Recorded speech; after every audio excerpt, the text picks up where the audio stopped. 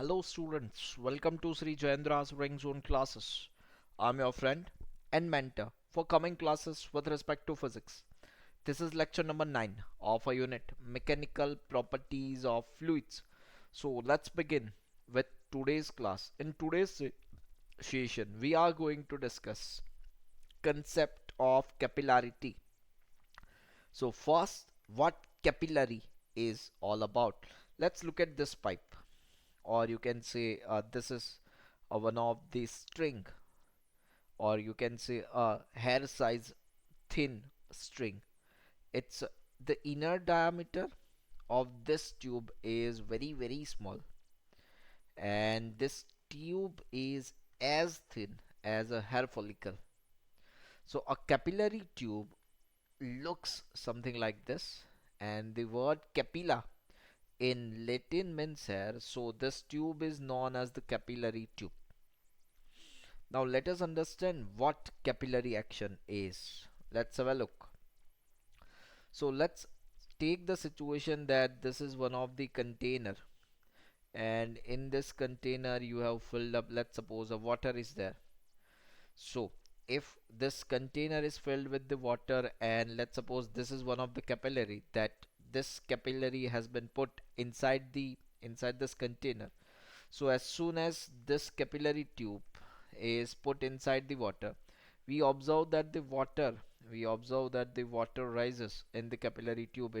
The situation would be something like this, that this is the situation, that as it is being filled with the water, as you can see this. Yes, give me a moment, I will fill this completely.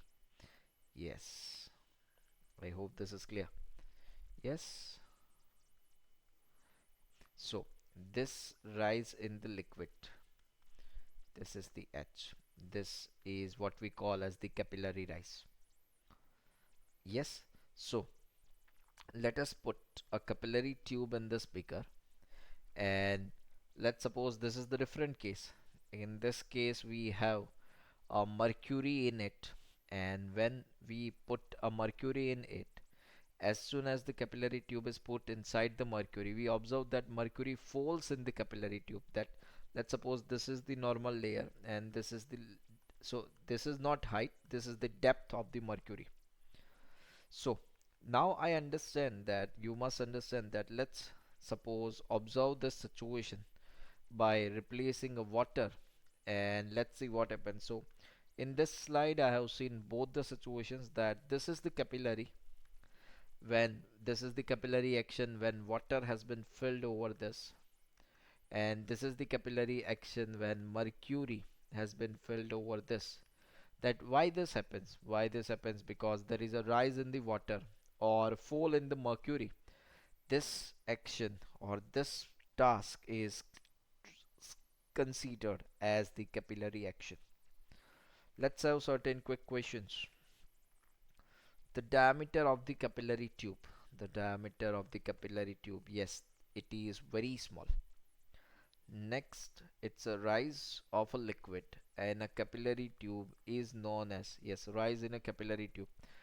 Capilla, no, it's a capillary action, yes. Capillarity, yes. So rise in a capillary tube is known as the both capillary action as well as capillarity.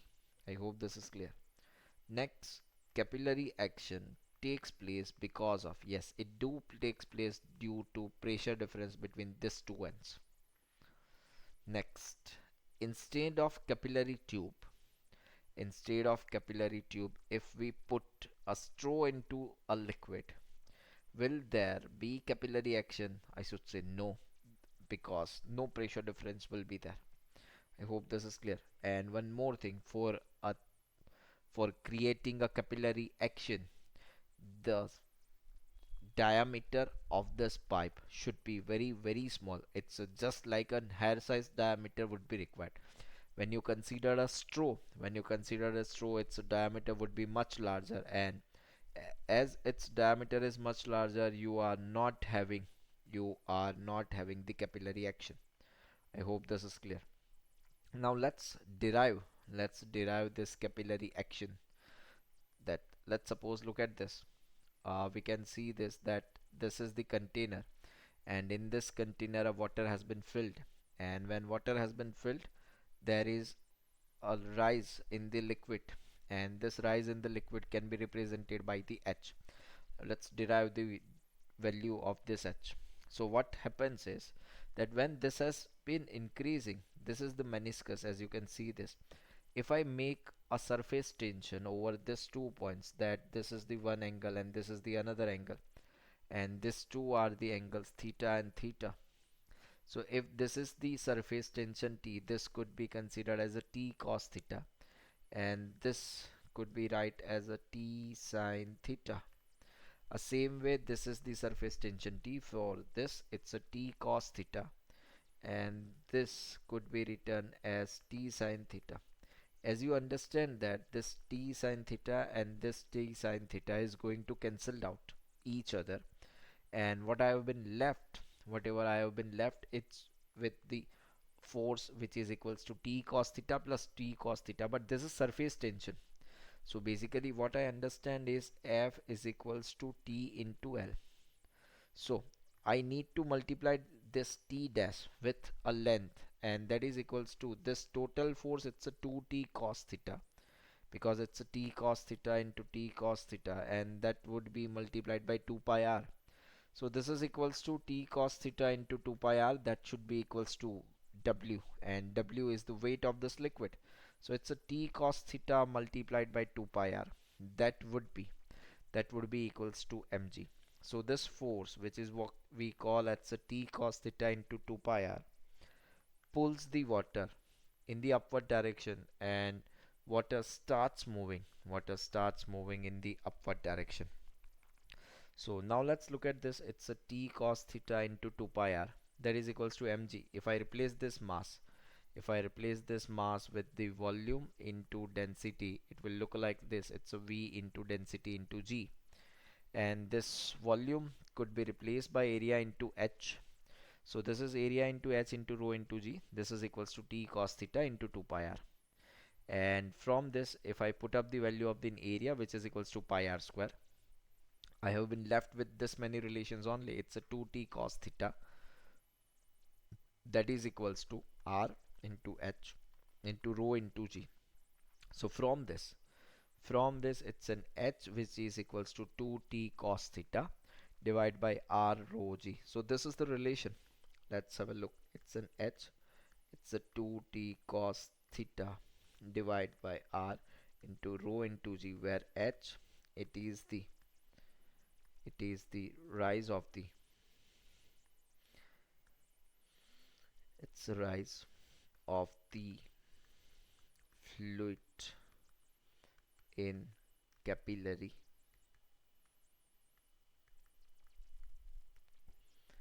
T is the surface tension of liquid. Cos theta, it's an angle of contact. It's an angle of contact. R, R is the radius of capillary tube.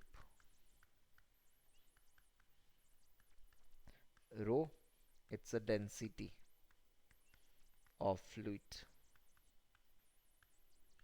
and G, it's an acceleration. It is the acceleration due to gravity.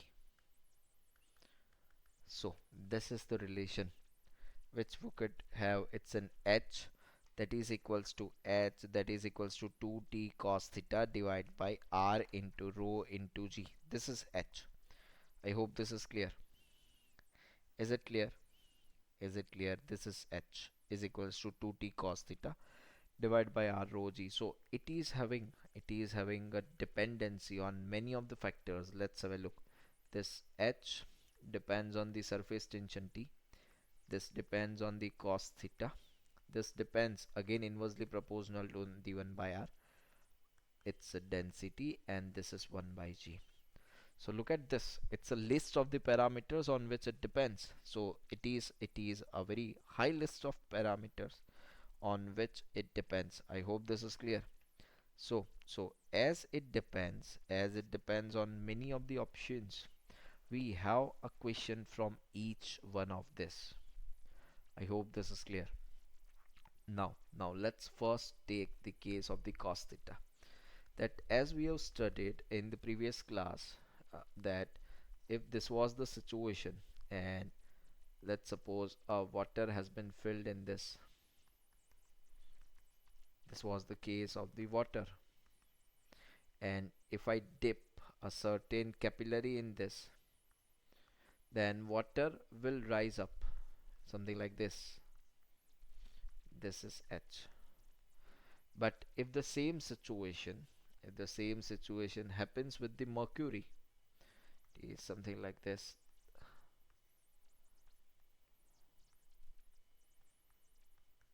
and if I dip a capillary over here, then this mercury, or I should say a level of mercury, will fall.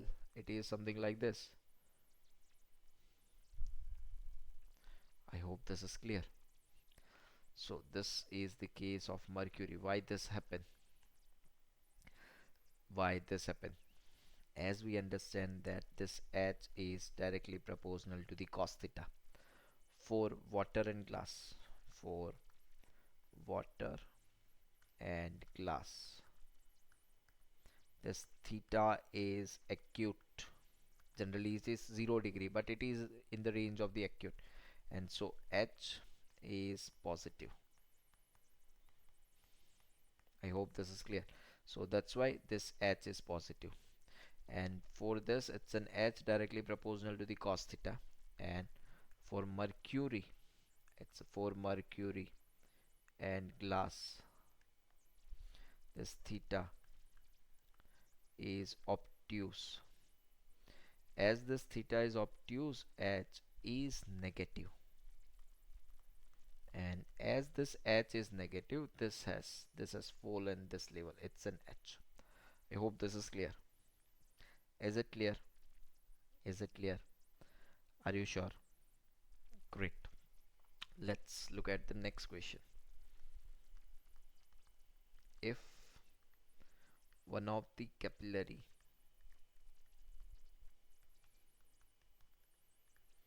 is having radius of 5 mm dipped in water, due to which water rises up to 3030 centimeter. Find out water rises when this capillary has been reduced by another one having radius of 2 mm. How will you do this? What could be done? What could be done? What do you understand? What do you understand? That yes, we have this relation. It's an H which is inversely proportional to the 1 by R. And when this is the case of H inversely proportional to the 1 by R, so the initial height is 30 centimeter. The next height that we don't know, that is what we looking for. Capillary 1 is having a radius of 5 mm. Capillary 2 is having a radius of 2 mm. So this is equals to H1 is to H2. This is equals to R2 is to R1. From this it's a 30 by H2. This is equals to 2 mm, which is equals to 2 into 10 to the power minus 3. Divide by it's a 5 into 10 to the power minus 3. Again this is going to cancel out. and when this is going to be cancelled out, it's a 30 by h2. This is equals to 2 by 5. So this h2 is equals to 30 into 5 divide by 2, which is equals to 75 centimeter. I hope this is clear. This is clear. Is it? Is it clear? Are you sure? Great. Now let's discuss a very important aspect of capillary, that is the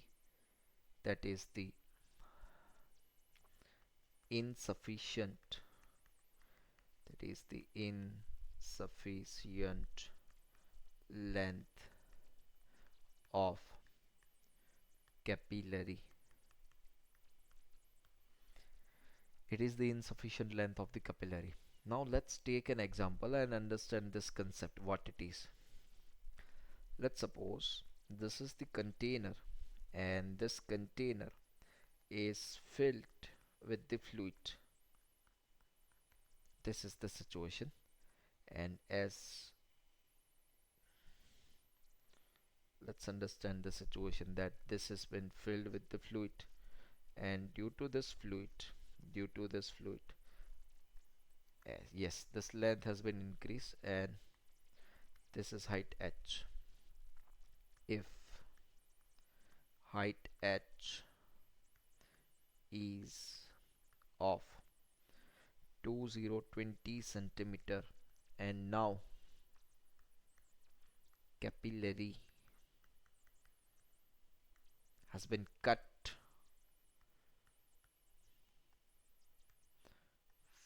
from 12 centimeter. Let's look at this. It has been cut from here, and this only remain would be the 12 centimeter. If now capillary has been cut from the 12 centimeter, what would be the new height? What would be the new height of capillary rise?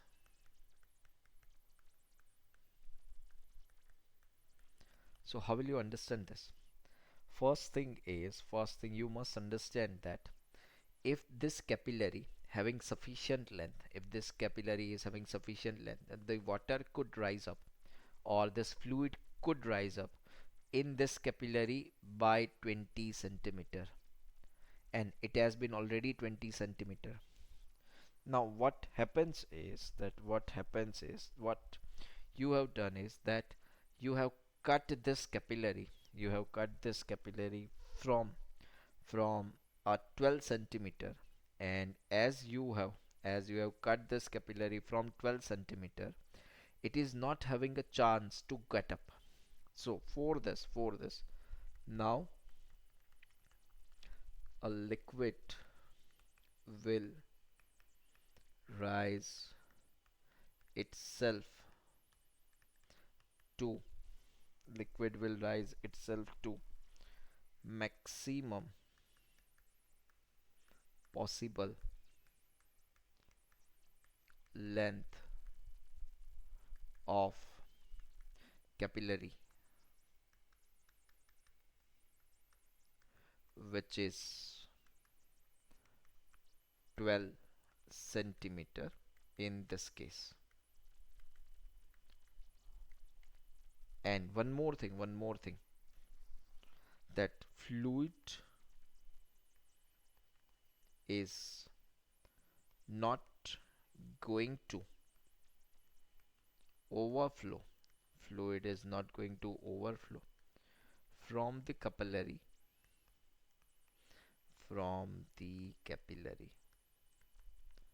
but it will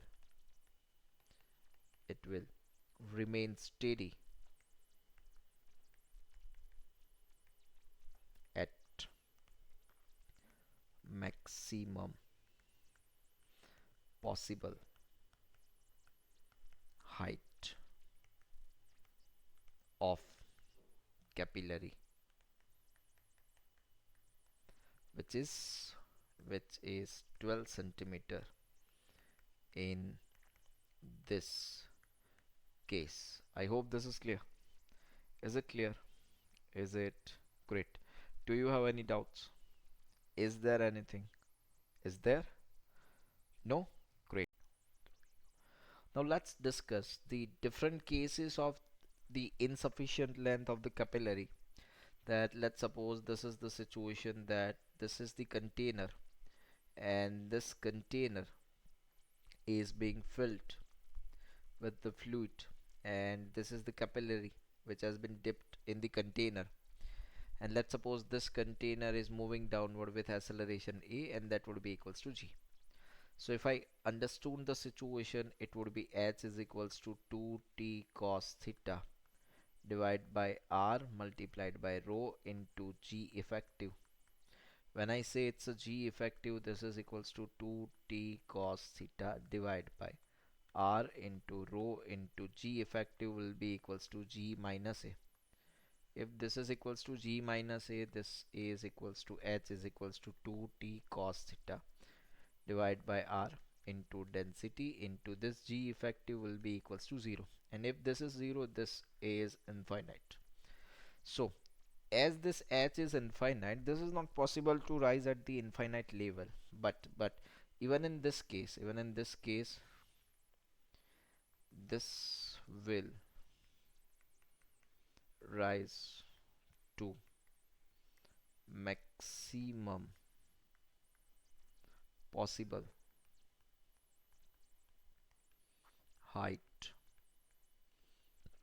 of capillary. This is going to be at the maximum possible height of the capillary, and it will not overflow. It will not overflow from that height.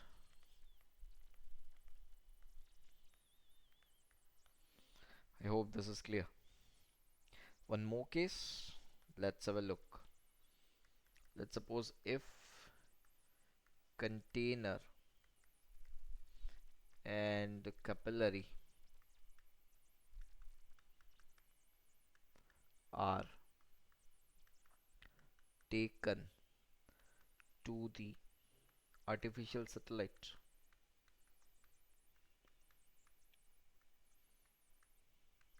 Artificial satellite. H tends to infinite, and it will rise to maximum possible height of capillary.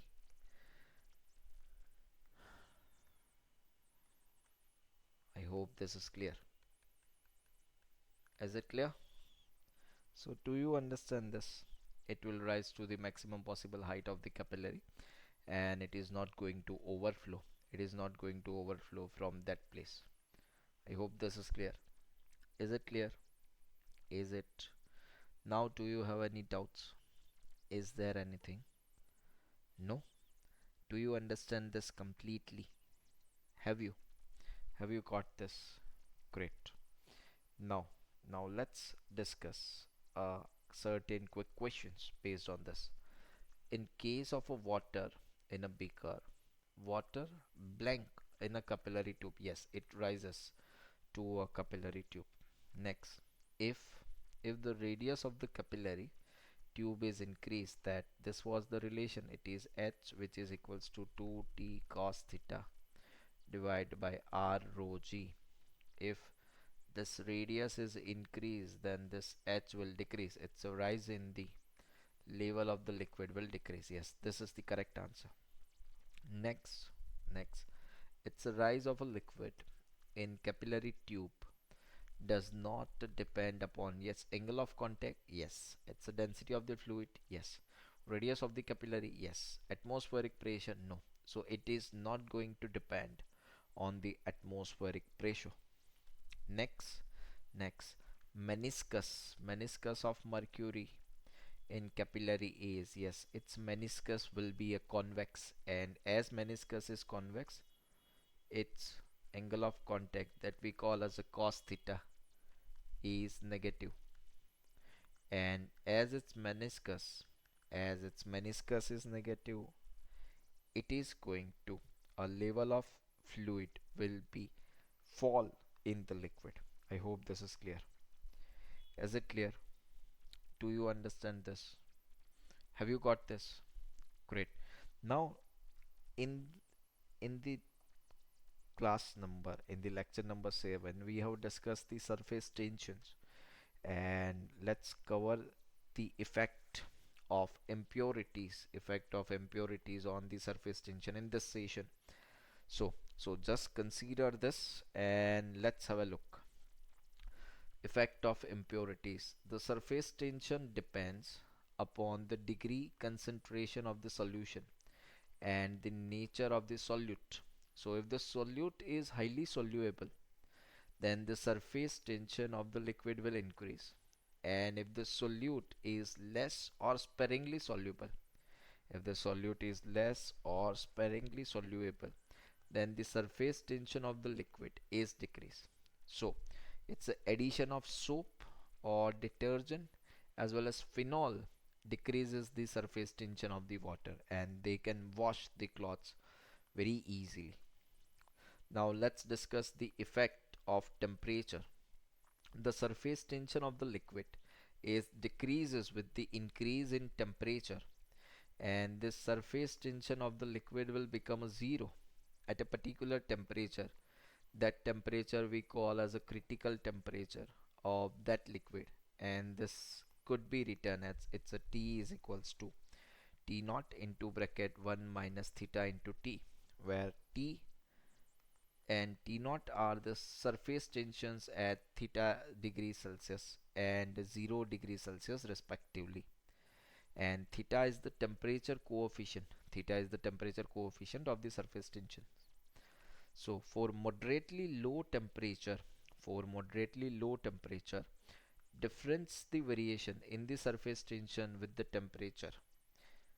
And there are certain exceptions that surface tension of the molten cadmium and copper increases with increase in temperature, but mostly this, as temperature increases, surface tension of a liquid will decreases. I hope this is clear. Great. Now let's understand the effect of contamination. The presence of dust particles or lubricating materials on the liquid surfaces decreases its surface tension. So it will decrease the surface tension. Let's look at the applications of the surface tensions. A toothpaste can spread more freely in the mouth because it contains a soap which reduces the surface tension. If detergent is added to water, the surface tension of resulting soap solution is less than the water, and this will increases the area of the contact and the cleaning ability of soap solution. One more, it's a mosquito eggs float on the surface of water due to surface tension of the water. So when kerosene is sprayed on the surface of the water, the surface tension is lowered and eggs go down inside the water. I hope this is clear. Yes, let's look at the quick questions. It says that increase in the temperature will having an effect of surface tension. Yes, so temperature increases, surface tension decreases. Yes, this would be the correct option. Next, it's an addition. Addition of soap will decrease the surface tension. I hope this is clear. Is it? Now, do you have any doubts? Is there anything? Is there? No? Great. So let's wind up this session over here. This was all about the capillary actions, capillarity, and effect of or dependency of surface tensions on the different parameters. So please go through this concept of capillary having insufficient length is very useful while dealing with the examination questions. As well as I request you guys to please go through the NCRT textbook of this unit as well, because there are many practical day-to-day applications that has been written and that has been mentioned by the NCRT, that it is not possible to cover all this theory as well. So please go through this. This will help us. If any of the questions can be asked, we can answer it correctly. Thank you. Have a good day. Take care. Bye bye.